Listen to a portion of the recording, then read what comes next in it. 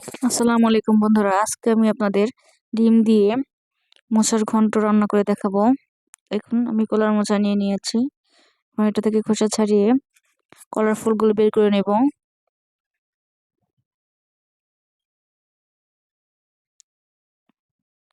দেখুন এরকম দেখাচ্ছে ফুলগুলো। অনেকেই জানেন না যে কলার এই ফুলগুলো কিভাবে বেছে নেবেন। আমি বাচ্চাটাও দেখাচ্ছি। দেখুন এই কলার ভিতরে শক্ত একটা ডাঁটা আছে। এটা ডাঁটা ফেলে দিতে হবে, টান দিলেই উঠে যাবে বা ভেঙে যাবে। মাঝখানের এইটা ফেলে দিলে বাছা হয়ে গেল। একটা একটা করে সবগুলো বেছে নিব।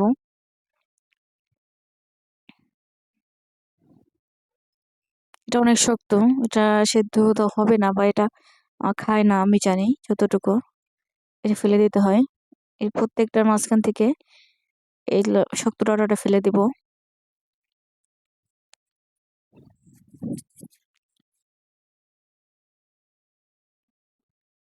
একটু সময় নিয়ে বাছতে হবে, সময় লাগে, ছোট ছোট ফুল তো বাছতে অনেক সময় লাগে।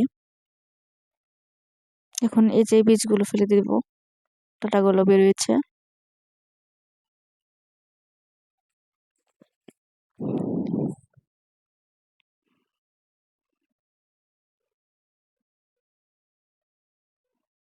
আসলে অনেকটাই সময় লাগে। দেখুন আমি বেছে নিয়েছি,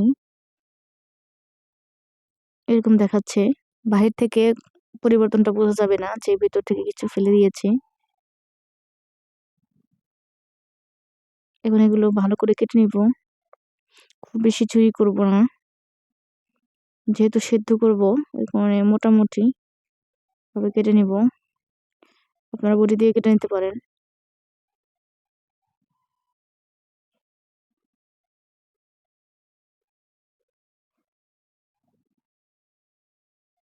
আমি সবগুলো কেটে নিয়েছি। এখন চুলায় আমি একটা পাতিল বসিয়ে দিয়েছি, এর মধ্যে পানি দিয়েছি, এর মধ্যে একটু হলুদ হলুদ দিয়ে দিব, একটু লবণ দিয়ে নেব। হালকা গরম হয়ে গেলে এখন আমি যে কলার ফুলগুলো কেটে ধুয়ে রেখেছিলাম এটা দিয়ে দিব। আসলে কলার এই ফুলের মধ্যে অনেক পরিমাণ কষ থাকে, এই জন্য এগুলো কালচে হয়ে গেছে। ধুয়ে নেওয়ার পর দেখুন কিরকম কালচে হয়ে গেছে। কেটে ধুয়ে রাখার পর এগুলো দিয়ে দিব। আসলে এগুলো ভাপ দিয়ে পানিটা ফেলে দিতে হবে, কারণ প্রচুর পরিমাণে কষ থাকে, একটু তেঁতুল লাগতে পারে, স্মেলটাও খুব খারাপ। এই কারণে ভাপ দিয়ে পানি দিয়ে ধুয়ে নিলে স্মেলটা ভালো একটা স্মেল আসবে এবং তেতো লাগবে না, কষ থাকবে না। দেখুন এরকম হয়েছে দেখতে। আমি পানি ফেলে দিয়েছি, ভাপ দিয়ে নিয়েছি এবং কি নর্মাল পানি দিয়ে আমি ধুয়ে নিয়েছি। আপনারাও ধুয়ে নেবেন। দেখুন এখন আমি পাটায় বেটে নিচ্ছি। আপনারা চাইলে ব্লেন্ডার ব্যবহার করতে পারেন, ব্লেন্ডারে ব্লেন্ড করে নিতে পারেন। ভালো করে বেটে নিচ্ছি। সেদ্ধ করার পর একটু নরম হয়ে গেছে, একটু চাপ দিতেই মিহি হয়ে যাচ্ছে। সবগুলো বাটায় বেটে নেব।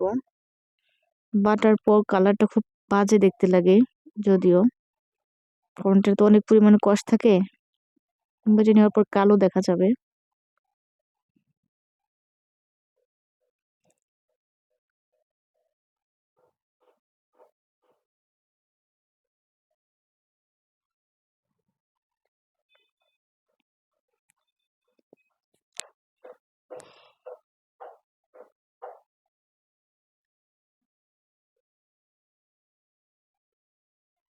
বাটা হয়ে গেছে, দেখুন এরকম দেখতে হয়েছে। এখন আমি আলাদা একটু কড়াইতে তেল দিয়ে দিয়েছি, এর মধ্যে পেঁয়াজ আর কাঁচামরিচ দিয়ে দিলাম। ভালো করে নেড়ে চেড়ে মিশিয়ে নিব। হালকা করে ভেজে একটু ডিম দিয়ে দিব এর মধ্যে।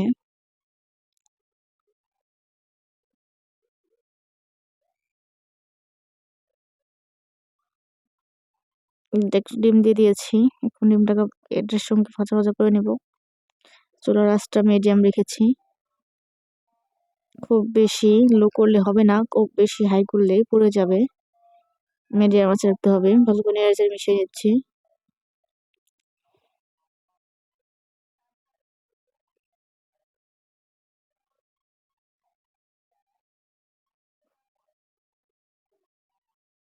এখন এর মধ্যে একটু লবণ অ্যাড করে নিব।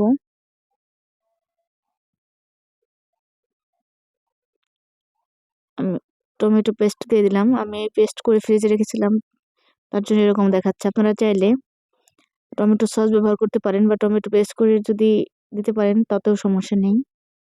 হলুদ গুঁড়া দিয়ে দিলাম, একটু মরিচের গুঁড়া ব্যবহার করব। ভালো করে নেড়ে নেব, মিশিয়ে নেব। ভাজা হয়ে গেলে একটু পানি অ্যাড করব, হালকা পরিমাণ পানি। পানিটা অর্ধেকটা শুকিয়ে গেলে এর মধ্যে ফলটা যে আমি বেটে রেখেছিলাম ওইটা দিয়ে দেব। এখন দিয়ে দিলাম, ভালো করে নেড়েচেড়ে মিশিয়ে নিচ্ছি।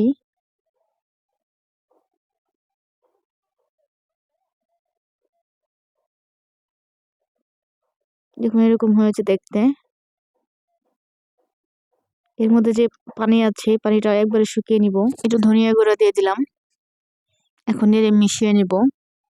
এর মধ্যে পানিটা শুকিয়ে নিয়ে হয়ে গেলে লবণটা টেস্ট করে নামিয়ে নিব। হয়ে গেছে আমার রান্না। দেখুন কত ডেলিশিয়াস হয়েছে, খেতে অনেক মজা। আপনার বাসায় ট্রাই করে দেখতে পারেন। আবার করে নতুন ভিডিওতে আপনাদের সাথে দেখা হবে। এই পর্যন্ত সবাই ভালো থাকবেন। আল্লাহ হাফেজ।